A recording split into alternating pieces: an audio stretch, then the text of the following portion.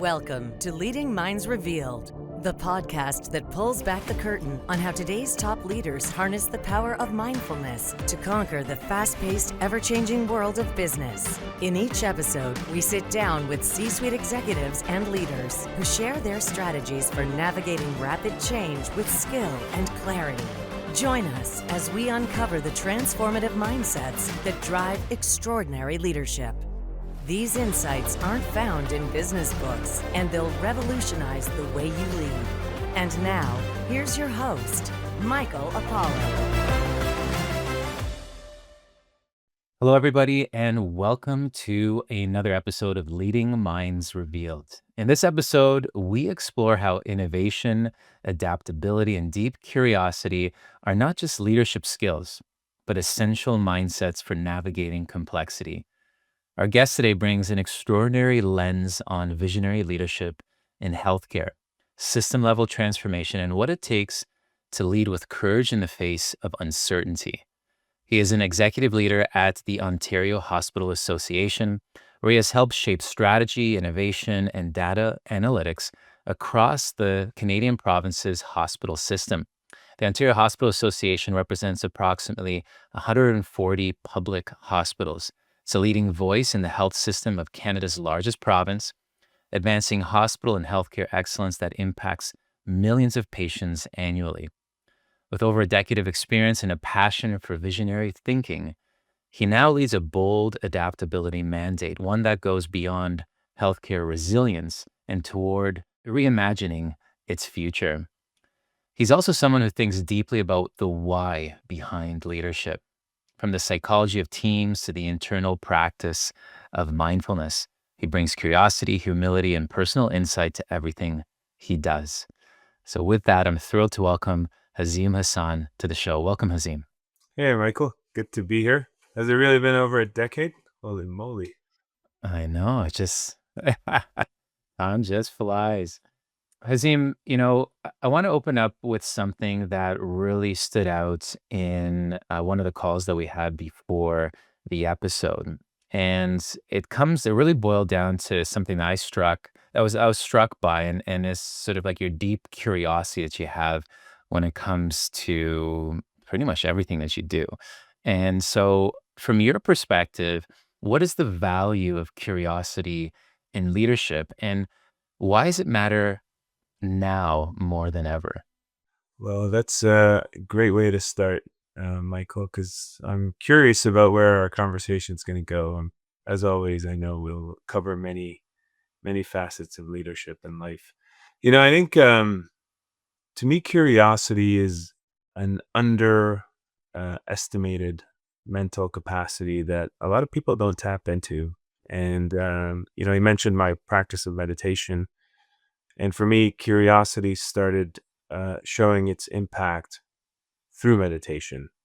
And I know we're playing around with logistics and words here, but words do matter when you're approaching your mind. That could be awe-inspiring and creative and innovative, as you said, but it could be a stubborn horse that is rigid and difficult to manage. And for me, when I started through my regular leadership life or my personal life or through meditation practice, I've noticed that, there are times where we come across either difficult challenges or the exploration of new opportunities where we're trying to find creative ways to explore it.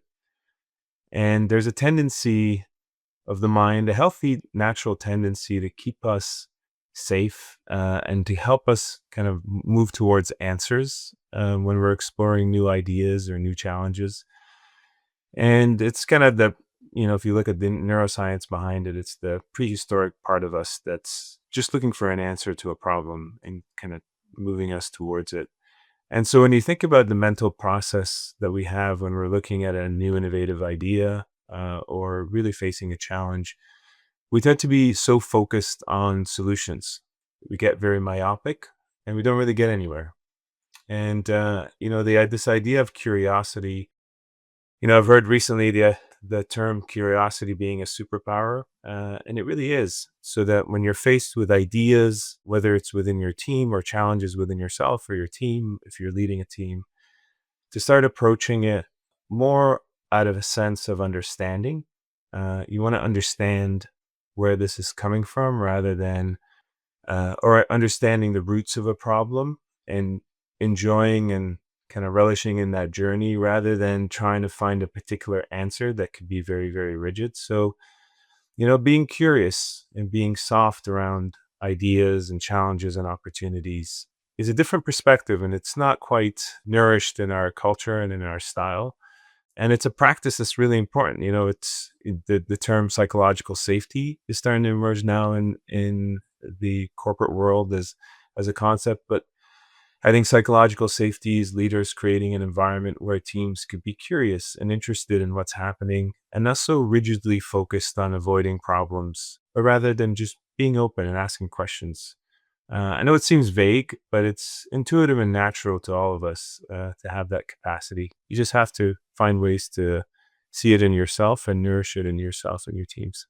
Yeah, it's interesting. What I was hearing is that curiosity is like the deep value of it lies in its ability to help us to find solutions, right? Because we could get so caught up in what we're doing that we can sort of shut down that curiosity. We sort of get sort of lose that ability to expand our focus by just really getting caught up in getting through these next tasks and trying to figure it out fast rather than lingering there a little bit and understanding what's happening. And that it takes some intention, it takes a purpose to foster that in ourselves and within our teams so that we can stay there a little bit, right? Because there's that sort of pace I think that we get caught up in. So why, and it seems like you said, it's just intuitive. It just seems like a foundational thing that we have.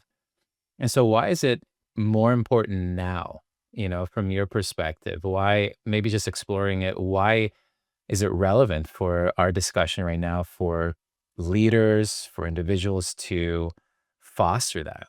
Yeah, it's a good question. If you look at our life, from a personal perspective or as leaders or as organizations, life is becoming very complicated. And, you know, if you're a leader of a team and an organization, you're facing geopolitical challenges regardless of what industry you're in. You're facing a sense of confusion around what decisions the organization should make. And in an environment like that, the tendency is for us to fall back on a sense of resiliency and the old-fashioned way of just getting through the next quarter, or in the healthcare sector, it's getting through the next budget cycle. But I think resiliency. I mean, we're lucky here in Ontario. We have a very powerful healthcare system, and we showed it during the pandemic, where they showed a tremendous amount of resiliency and ability to come together and be intuitive and show leadership. But resiliency alone won't cut it anymore. You can resilient your way off of a cliff, getting up every day and finding ways to get through the day or get through the quarter or get through the year. But, we live in a time where we have to start thinking about, the 10-year horizon. And we're faced with both opportunities and challenges. In healthcare, for example, if the listeners get a chance, look up the burden of illness study that the OHA did with the University of Toronto. When we project out to the year 2040 and we look at the burden of illness that we're seeing as a sector, it's terrifying, and we have a massive tsunami of people immigrating Ontario. We have people living longer with more illnesses. So, as a leader in the hospital sector, you can get up every day and manage inflation and keep the doors open in your emergency department. But whether you're a board or a hospital executive, you'll wake up one day, whether it's 5 years from now or 10 years from now, the system is gonna collapse under its own weight. So I think this isn't my concept. This is a concept that is starting to emerge within our sector, and you've already used that word adaptability. Alistair Roberts speaks a lot about this work. Resiliency is essential, but now we got to start thinking about adapting. And adapting requires you to start thinking differently. And unless you're able to sit with the problem and are not caught in a way of thinking where you want to solve the problem for today, which is a natural, which I understand. I mean, sometimes we have to do that. But unless you start getting curious around the challenges that you're facing, and like you said, allowing you and your team to start saturating yourself around new ideas, like in our sector, AI being a big one, robotics, genomics, these are all things that seem sci-fi in nature, but they're here and now. And so unless we are curious, back to your question, and unless we're shifting the way we think about these challenges, and allowing ourselves some time, some resources, and mental capacity to think about the future, we're going to be in big trouble. And I have no question, at least for the hospital sector where I am right now, there's a tremendous amount of resiliency, but adaptability. So to your question, I think having the mindset around curiosity, and as an executive, carving out some time for it, because the busyness of the day will gobble up the rest, and seeing it as a very real area to focus your energy on, because it's essential at this point. Now, I'll say this: Alistair Roberts uses this term that many sectors and governments are rudderless in the storm. Like, we are facing a storm, no matter what sector you're in. So how do you actually build a new rudder? How do you be creative enough and build the capacity for you to move? You have to do it because the storm is here, and we just lost our capacity to do things differently. It's really interesting. I've sailed and raced sailboats for much of my life, and I often use the metaphor of leadership as the art of navigating the weather patterns of the different landscapes that we're in, both from an organizational landscape, team-based landscapes, innovation landscapes, and there's always these different weather patterns that come our way, storms, etc. And if we aren't able to effectively just continuously read what's happening and continuously pivot and shift and adapt to these different weather patterns, we can get completely blown off course or start making these mistakes that can cost us, that can lead to unintentional consequences. And I've seen them. I've got lost in some of these different weather patterns and face the consequences. And so it's really interesting. I think adaptability and uncertainty, it's on the minds of so many different, I would say almost every single sector right now. And with the leaders that I've had the great privilege of working with, every time I pose this question of, do you feel that times are more uncertain now than they were just 3 to 5 years ago? And every year over the past 15 years, people have continuously said yes. Even now, after a pandemic, it's like, oh, wow, well, we just dealt with a once in a generation pandemic. And so I think that that just shows how important it is to be adaptable, and how can we do that by taking that time to help us be curious. I think it's some really great insights there. And so how has curiosity helped you lead through some of the challenges that you've faced at OHA, or maybe some anticipated challenges that you sort of see emerging right now? Let me just comment on a couple of things that you said, that analogy of the storm.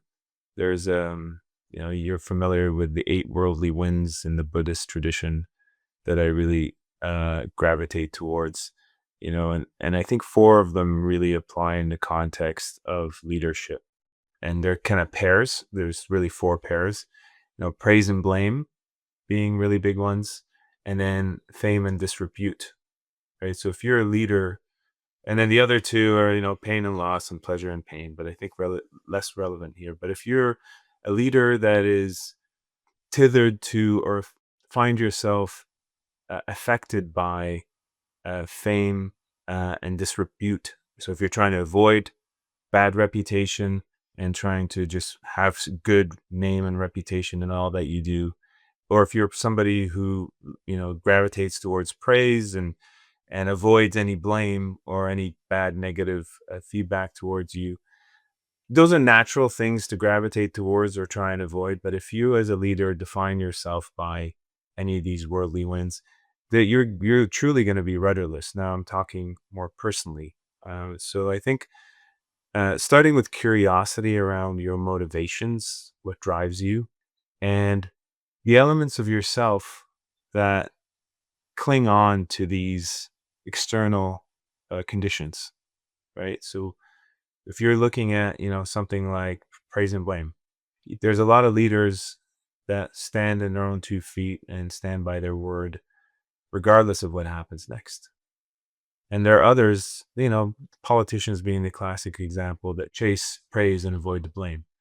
So how can you start understanding your own process around that? And this is where curiosity, but a whole lot of kindness and curiosity are kind of bedfellows. They go together because unless you understand your own mechanism, and that's partly temperament, partly life experience, then you will be affected by these elements. So I would start with curiosity personally. And then I can't remember the other question, but that storm analogy really speaks to me because I'm always working on those elements and trying to find my, let's call it radar or central point in the face of a lot of these worldly winds that push us and pull us in a lot of different ways. Yeah, it's interesting. So it seems like how, the question was around how curiosity has supported you, helped you lead through some of the challenges that you face at OHA. And it seems like did it start for you by looking at and just getting really curious about your motivation and what's sort of driving you as a leader? Okay, yeah. So, yeah, I mean, I think I covered a bit of the personal elements. I mean, the other side of the personal piece, I'm a meditator, as you said, and I found that when you're looking at your internal experience, there comes a point where without curiosity, you won't be able to get to the final root cause of whatever it is that continues to fester or manifest in your mind. There comes a point where strictly looking at, oh, I don't want to feel this or I should be feeling that, especially as a leader, right? Like as a leader, there I can list you 5 different things that you shouldn't be feeling, like fear, anger, frustration, you name it, right? And there's things that you should be feeling as a leader: confident, direct, emotionally intelligent, all that kind of stuff. So there comes a point where trying to manifest these things just doesn't work, and just being curious about, why am I feeling this way in this particular moment, and then sitting with that and placing a whole lot of attention towards it gets a very kind of powerful alchemy towards personal growth and understanding, whether it's in a leadership capacity or not. The other side of leadership is your teams, right? And curiosity around within your teams. One of the things I make it a real point within my team is to build that capacity for anybody to bring up a thought or idea or a worry, and for all of us to have a collective sense of being interested in what it is that person is trying to say. And the real kind of chemistry of a team is knowing each other really well, because some of the best ideas from my team come from people who may not articulate their ideas really well. It's on us as a team to draw that out a little bit, right? And the other part is, aside from curiosity, is reducing the sense of ownership around ideas, right? Like a lot of people are hung up around IP, which is fair to a certain degree, but at the end of the day, who came up with an idea? Like most of the times it's somebody brings up something, and then it's in the collective kicking around of the idea and the curiosity around it that we finally land on something that's quite impactful in whatever it is that we're doing, right? So I think, building as a leader some curiosity within your team and a willingness to explore together, I think fosters the right conditions for ideas to grow. But it's also fun, right? Like I think, again, I come back to this concept of curiosity being very natural. I think as human beings, we don't want to live boring lives doing the same thing over and over again. We want to have the capacity to explore and be creative and be have the internal and external environment that supports it. While you were exploring sort of this bringing curiosity to ourselves and just getting an understanding of who we are, that there's so many ideas that can start pulling our attention towards how we should be, especially when it comes to leadership or, even just being a good parent, person in a relationship. You know, there's all these ideas of what perfection is. And, what struck me was how you said that, well, maybe it's just sort of like letting go of just that sort of being hyper focused on how we should be and just stepping back and allowing us just to be curious in how things are, like what's showing up for us right now? Where is our attention getting pulled to? It seems counterintuitive, right? To just take that stance of literally being curious around like what's showing up in this moment. And our mindsets are our attention is constantly being pulled into this next thing and this urgency, this fire that's coming up, perhaps. So how like what helps you stay present and grounded while also being future focused? Because we almost sort of, it's almost like this two worlds. There's this ability of sort of understanding and seeing the future and what's coming up and anticipating it, but then there's also about being really present with how things are right now and being open, and they seem at odds. So how do you stay present and grounded while also being future focused? It's a good question. And I think that one is more of an experience oriented answer than it is a simple mind perspective or trick. In my career, I've had the chance to be very business and operational oriented, and I've had the ability to be very innovation and strategy oriented. And, for your listeners who are one or the other, I recommend for them over time to have experience. And I use the word experience purposely, to have experience with both because you have to. Right? Like I work with so many incredible people who are on the polar ends of that, right? They have the best ideas in the world, but they kind of whiz away in their minds, or they fizzle out because they haven't been able to execute, or vice versa. People who are so operational oriented that, you know, getting an idea to have a kind of some psychological safety around it and for it to sit and nourish and grow into something is very hard for them to understand. So I think my recommendation is do both, have some scars and experience with doing both. And once you do that, I have this part of my mind where I was just talking about it with my boss yesterday, actually, where there's like different muscles. I think the creative muscles are more exhausting. They're more fun and interesting, but it's exhausting, right? Because like you've described it, right? Like you have this idea, and if you let it sit in your mind, right, it's like today you're thinking about this, and then do a bit of research or you talk to your team and say, oh, that's not going to work. And then your mind's going this way and it's going that way, right? But at some point, you have to, and this is something I feel thankful for a lot of mentors and coaches who have challenged me on this and made me develop my skill set around it. At some point, I have to stop and say, okay, this is my vision. And not only do that, this is the other mistake I used to do. Sometimes I'd have my vision and then I move directly to operationalizing it. But there's this huge phase where yeah, I have to share this vision with my team and whoever stakeholders they might be, whether it's my fellows on the senior leadership team, CEO, or the board. So they know what I'm talking about because it's a vision in my head. And while I might know exactly what I want to do, you almost have to tell people 10 times for them to actually really get the vision and get buy-in, and for you to have some flexibility around molding it to reflect their feedback. And then once you have this structure and vision, there's a part of my brain now through experience where I shift gears, and then now we're going towards implementation. And that's also tiring, but it's, I think, mentally less tiring because it's, this is the world of project plans and milestones and budgets and away you go, right? So I think that's what makes the kind of innovation and strategy work really hard, is because you have to do both at the same time.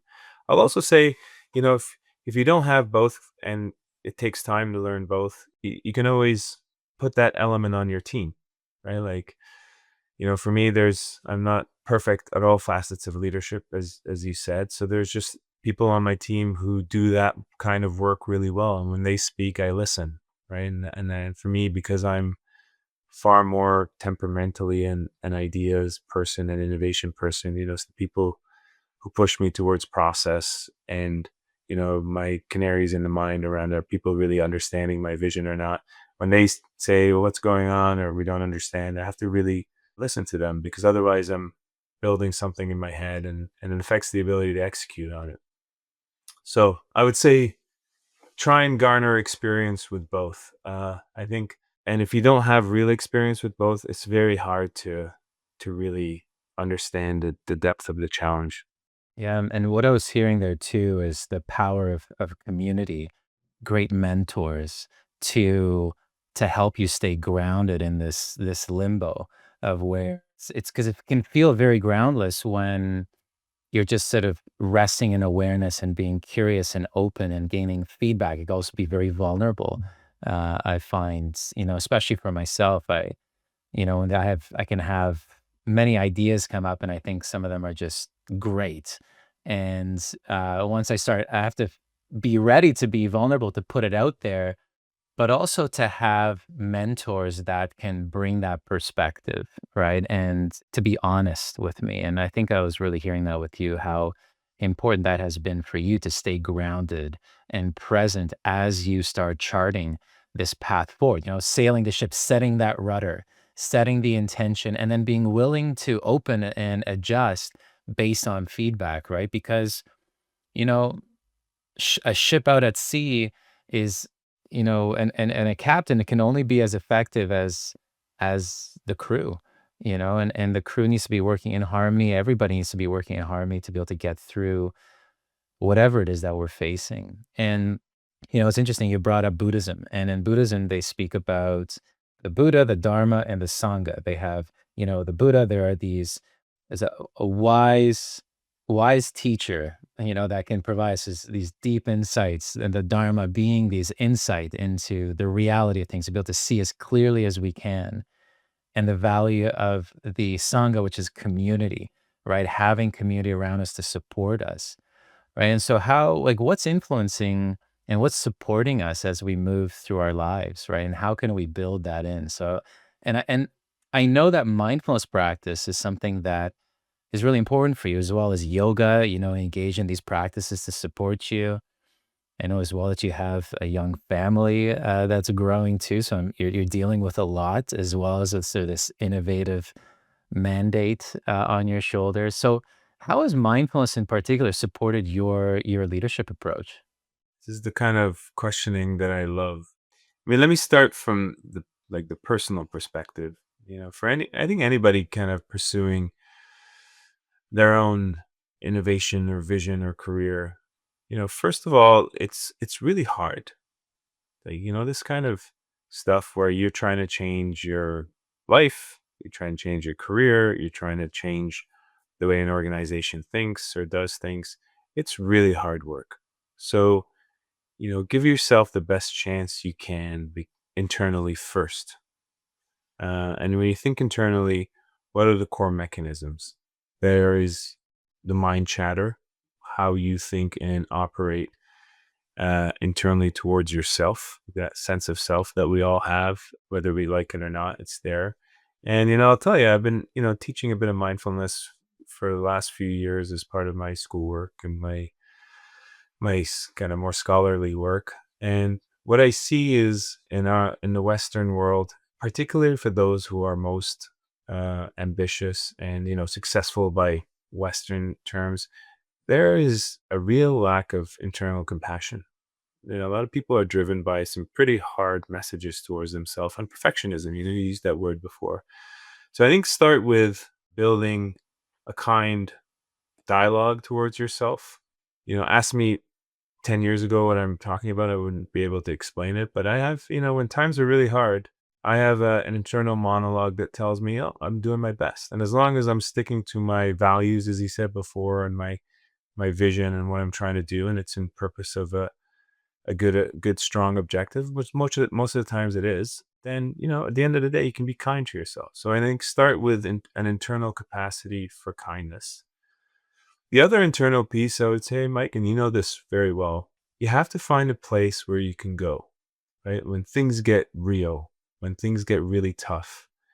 You said the sense of community is important, but leadership a lot of times is lonely. When you're about to go up in front of your stakeholders and it's that moment where you have to share your idea and really convince them of it, or things aren't going the right way and you have to make a tough call, you're going to be alone in that situation. So you have to find a mechanism of pause, a mechanism of turning inwards where you can center yourself. It's not just thoughts, this is more like a physical experience. And we're all different. So you got to find yours, right? Like for me, it's a combination of my mindfulness practice, my yoga meditation, right? Like Sarvangasana, shoulder stand is to me the most therapeutic pose that will center you every single time. That's for me, right? And it might not be for everybody else.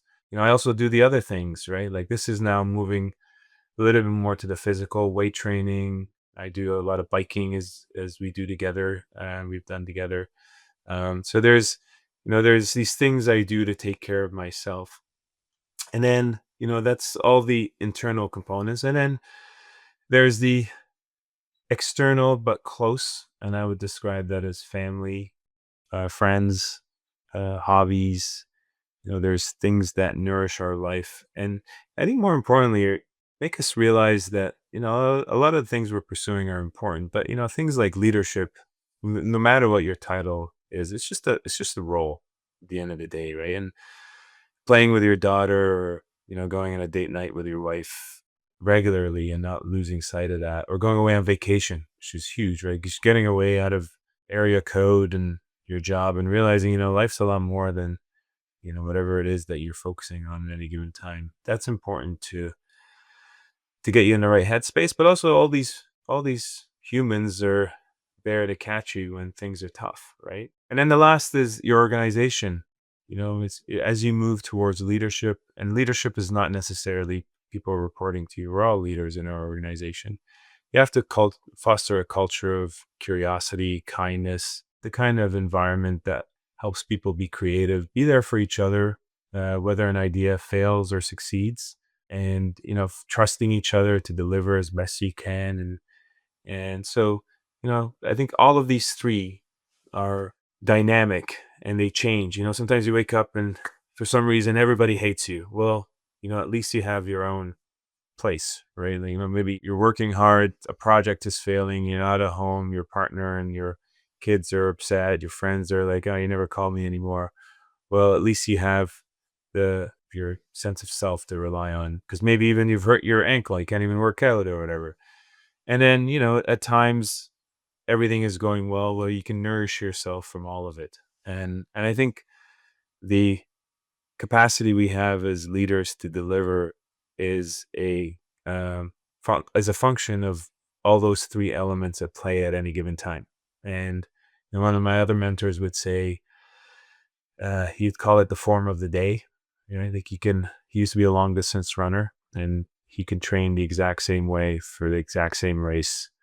And, one time he'll do it in 3 hours, the other time he'll do it 2 hours and 45 minutes. And he'll just say, that's just the form of the day. I showed up that day with these conditions and I did my best. Right. So but it takes a lot of nourishing of all these different things.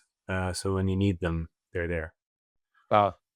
Thank you so much for sharing that, because it's very rare to get an inside lens as to this foundation that we need as just frankly humans, let alone leaders, to really support us through the very real challenges of our lives and how important it is to have that compassionate mindset towards ourselves, to find that space to be able to center ourselves, which is a very physical thing, like you were saying. I love how you're saying that. It's a very physical thing. It's not just an idea of creating space. It's like, how do you actually do it? For some people, it is through a meditation practice, biking.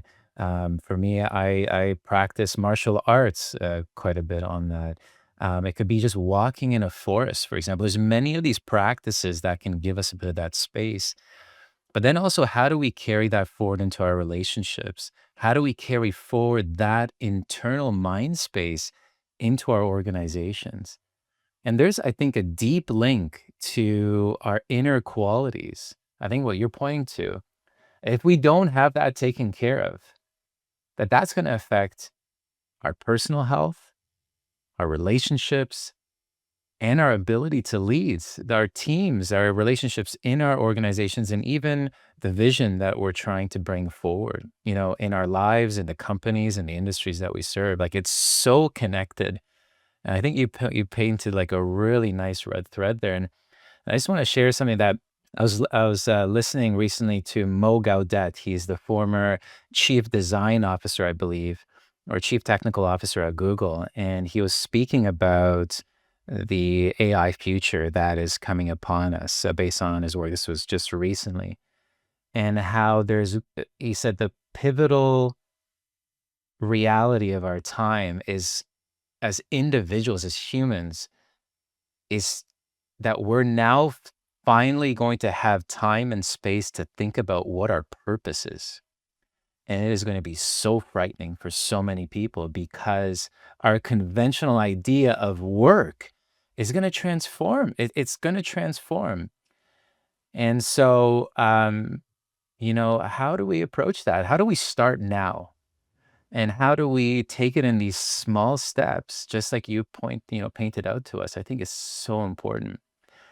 And so I wanna bring a little bit to, let's focus on in the organization. You were talking about bringing this into teams, into culture, you speaking about psychological safety. And you shared something powerful about how your team is operating too. High capacity, high humility, low ego. This is something that I've heard you speak about before, and that's rare. So, what have you learned about creating psychological safety as a leader? Like, and when do you know it's there, and when do you know it's not there? Have you had an experience of that? So thanks for narrating that last piece too. There's so much to that element of building your internal capacity. And it's very strange, I find, in the field of leadership. We call it like wellness. But then when you look at sports, it's the whole science. So we could do a better job, looking at that and growing it. But again, that's maybe for another podcast. So now, psychological safety is such an interesting one because uh, there's again layers, right? Like there's your direct team, and then there's the extended team, and then there's stakeholders. And it's interesting because it's very difficult to have psychological safety in all three. As a leader, what you have control over is psychological safety within your team. And chances are, outside of that, even within the organization that you operate outside of your direct team, you might have to take a different stance, more a stance around protection of your team and their idea, finding the right kind of stakeholders that will sponsor it and grow it. Because psychological safety everywhere is almost impossible. I think you'll have to work in maybe Silicon Valley or something, or big campus like Google. Though who was actually, I don't know if you've seen some of Google's work. They did a project to find the elements of high performing teams within the organization. And one of the core components they found was this concept of psychological safety, and they've embraced it as a element of what good teams look like. So, how do you foster it within your team? I mean, you start with your own style as a leader. You have to be really careful to balance supporting the team with clear direction so that things keep moving forward, I'm lucky. I have an amazing team at the OHA, but we all have our days. Like nobody's perfect, and experiences pure humility, including myself. So I think it's managing the day to day of our tendency to be a bit self-involved as team members, and it's natural. But on the whole, having a culture and a team that shares ideas, but also I think there's two other really important pieces. I mean, you mentioned the ego part. It's more about a relaxation around ownership, right? Like if if everybody's putting out an idea and it's like, well, that's mine and I want to take it forward, it will never really get anywhere. Especially if we want it to foster and grow. So that sense of like, I'm going to put my idea out there in the ethos, and in doing so, it makes it stronger. And when we celebrate together, and we fail together, right? So that's a very hard condition to do because you have to make people feel like they're rewarded and supported in whatever they put forward. And then you got to hire for certain types of people. I think certain people are more guilty of the need of ownership over ideas, academics being a very uh, good example of that. But, it just, you got to infuse it into the culture of the team. The other is, this kind of sense of trust that if you're in the pilot seat of a new idea or a new innovation, everybody around you is confident and trusts you in your ability to make decisions. And they respect the decisions that you have to make. They realize leading a new innovation or a new idea is really hard. I'm going to be in the seat one day. So, Michael's got this one. I'm here to support you, Michael. If you're doing something and it's going wrong, maybe I give you some advice, but like, don't start to tamper with the person's confidence that they are going to take it through. Be a supportive team member. And then in the failures, right? Because if you're in the innovation space, if you're lucky, 1 out of 5 ideas will actually work. In the failures, it's not about blame, right? So it's just we fail quickly, we call it when it's done, and we move on, right? So that's the internal piece. And then externally, there's as a leader, you have to take on a different stance. You have to make sure the team has the right kind of resources. You have to find ways to nourish it, let it grow. You are the person now who's, there's a time where you're a storyteller, right? You have to tell a story. The executives you're dealing with. Do they want visuals? Do they want you to tell them a story? Do they want numbers? They're all so different, right? So, like at some point, you move past the alchemy or the lab of ideas and into being a salesman, really. And my team says that to me, you got to go sell this thing. And, there's a lot, it's a different form of navigation. But, without that kind of protection and growth of an idea, it'll remain just a seed in the soil. It can be the best seed in the world, but, won't grow. And just the last thing I'll say too is, sometimes you can be really good at growth and protection. You can have the best team with the best psychological safety, but you just have to be honest about the conditions, right? Like, an orange tree won't grow in the conditions we have here in Ontario for a reason, right? So you got to just say sometimes, you know what?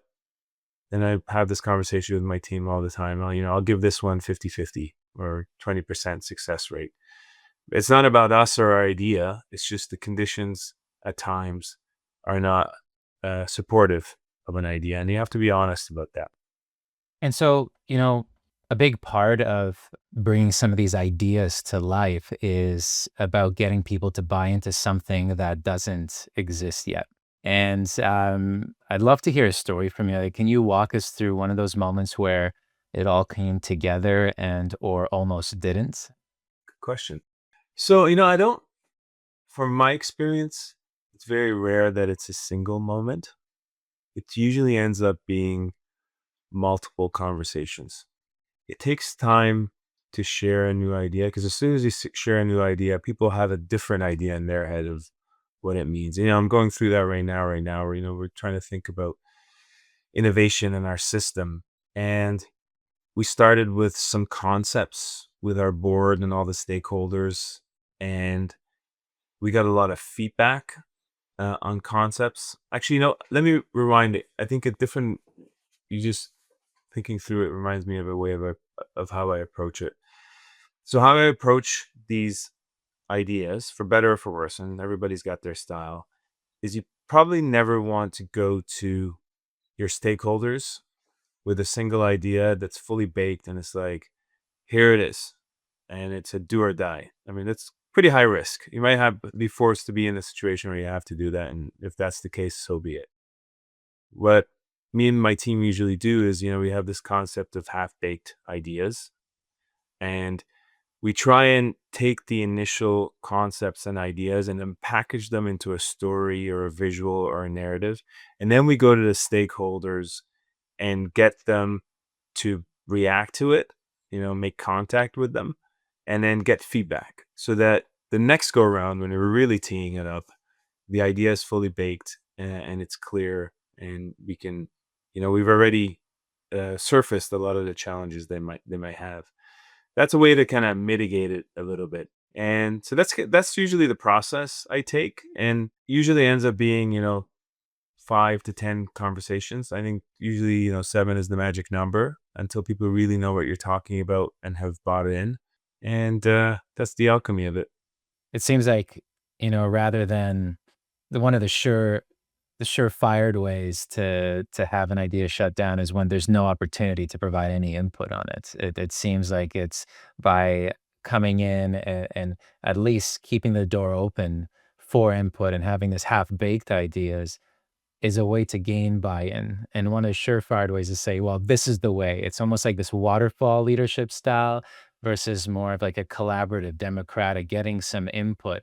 Sometimes the form of the day, as you've shared before, is that you just have to put something forward because it's do or die, right? And then so be it, right? You have to embrace that, and you have to embrace the possibility that it's almost like a Hail Mary, right? And at that point, it's rather than a team effort, it's sort of this triumphant individualism. It's this Clint Eastwood type of approach where, all right, well, I have all the answers, and this is the way we're going to go. Like, some people are good at that style.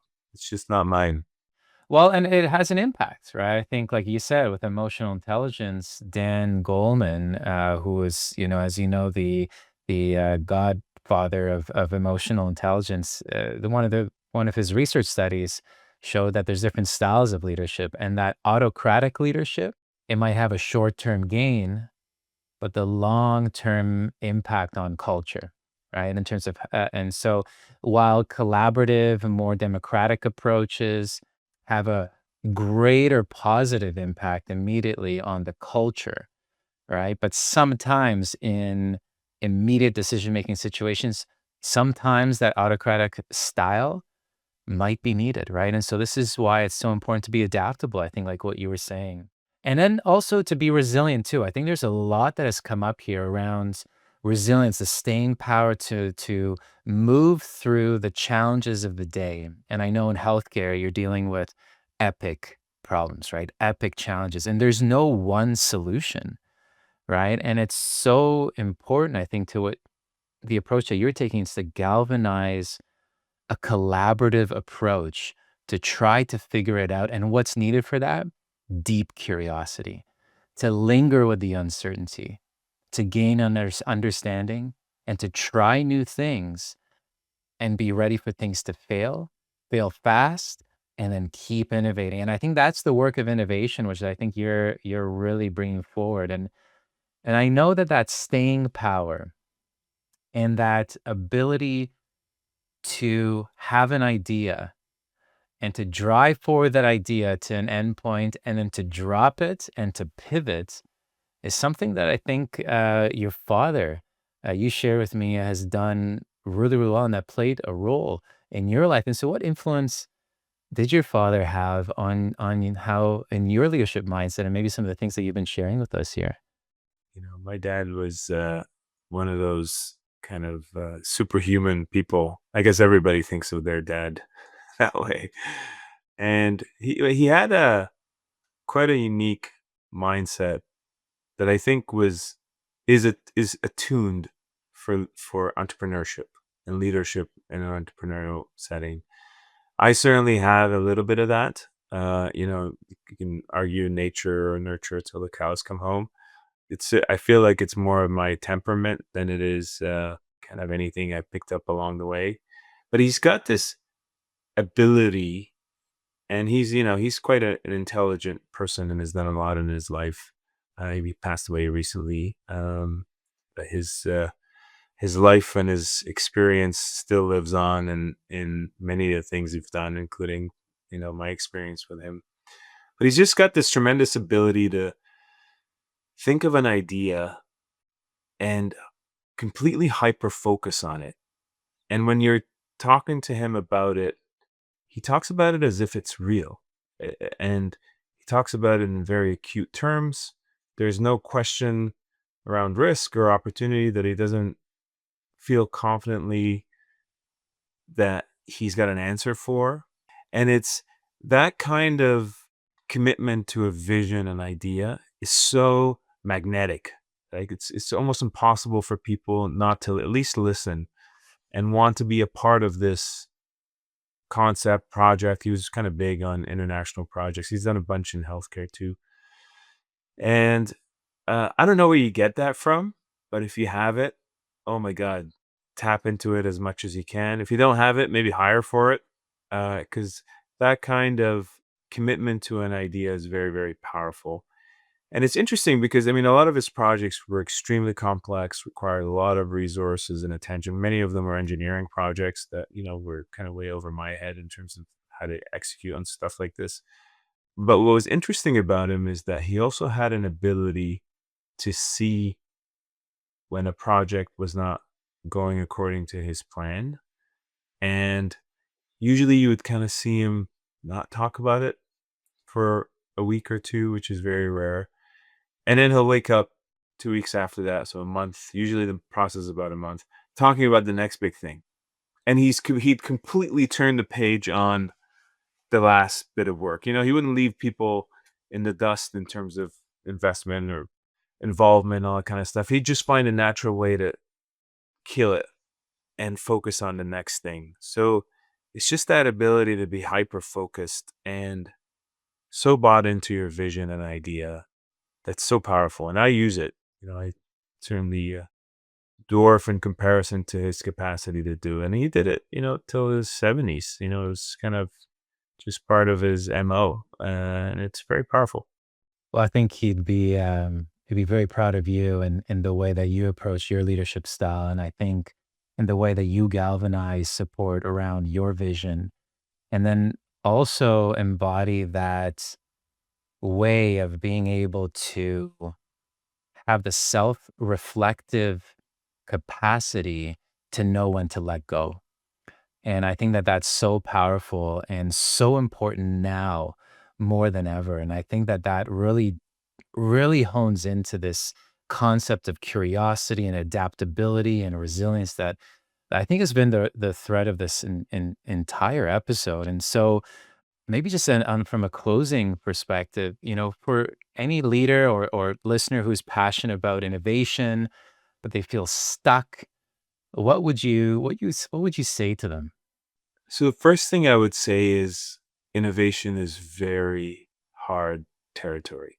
I think we always look past the statistics, that, 1 in every 10 innovations succeed, depending on the sector you're in. Some the ratios are far worse. But you have to be honest about that.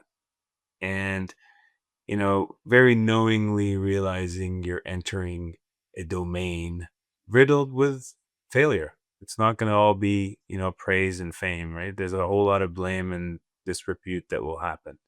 So I think an extension of that, prepare yourself for that, starting, with everything we've talked about, and an internal process where you can either build a vision very clearly that you can completely stand behind. And if you don't have that capacity to hire for it on your team, to have the internal capacity to deal with the difficult times where things aren't going your way, realizing you're going to be alone in a lot of it. Have the relationships outside of work that will support you and nourish you, and then having a team that it has psychological safety as part of their DNA and culture. Make sure you have the right people to make an idea move from just a concept to a prototype or a vision. And then, like we said earlier, try and build the muscle to move from idea generation to idea execution, protection, sale, because you're going to have to sell a lot in this world. And again, like as a leader, it's very hard to have all of it. So, find members of your team that can do a lot of it. Find mentors, champions, colleagues that, can help push you through, because otherwise it becomes really, really difficult. So, yeah, lots, and give yourself time and kindness and curiosity to grow all these skill sets. It takes time, right? And I'm still learning. My God, it's been, what you said, 2 decades. I've still got, at least another couple of decades to get closer to perfection. How exciting. How exciting. We have a few more journeys on these ships that we're sailing here as leaders, Hazim. Hazim, this has been fantastic. Where can our audience find or connect with you and your journey? Or is there anything you'd like to share with them and how to get in touch? Yeah, I mean, I love talking about this stuff, so you can reach out to me on LinkedIn, or if I'm out there in the healthcare world. It's a small world, so if you're in healthcare in Ontario, please feel free to reach out to me. I'm always up for a coffee or a chat about this stuff. We're not a big group that are willing to take on the innovation space, so reach out. And would definitely recommend to do that. I have myself, and I've had some, just like this has been a remarkable discussion. And so I recommend others to join in the conversation. This one has been insightful, honest, and full of wisdom for any leader facing the intersection of innovation and uncertainty. And so thank you. Thank you again so much, Azim, for joining us. Thanks, Michael. And to our listeners, thank you for joining us in another episode of Leading Minds Revealed. We'll see you next time. Leading Minds Revealed podcast requires more than a conversation. It takes action, research, and collective wisdom. If today's episode resonated with you, we'd love to hear your insights. Join the conversation and help us shape the future together. We'll be back with more stories, strategies, and real-world solutions that are making a difference for everyone. In the meantime, be sure to subscribe, rate, write a review, and share it with someone you think would benefit from it too. Thanks for listening, and see you on the next episode.